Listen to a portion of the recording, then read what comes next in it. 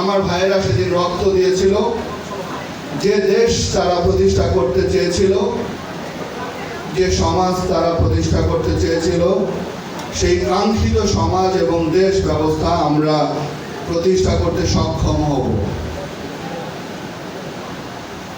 আমরা এই ঐতিহ্যবাহী শিক্ষা প্রতিষ্ঠানের যারা শিক্ষার্থী রয়েছি, আমাদের মনে রাখতে হবে,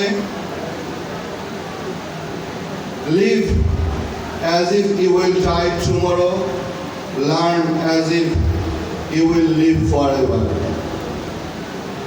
আমরা শিক্ষা গ্রহণ করি, আমরা শিক্ষিত হই, আমরা সফলতা অর্জন করি, কিন্তু আমরা কতটুকু সার্থক হতে পেরেছি, আমাদের জীবনের সার্থকতা কতটুকু, আমরা এই সমাজে বড় হয়েছি, এই রাষ্ট্রের ব্যবস্থায় সুযোগ সুবিধা দিচ্ছি, আমরা এই রাষ্ট্রকে কতটুকু দিচ্ছি, আমরা এই সমাজকে কতটুকু দিচ্ছি।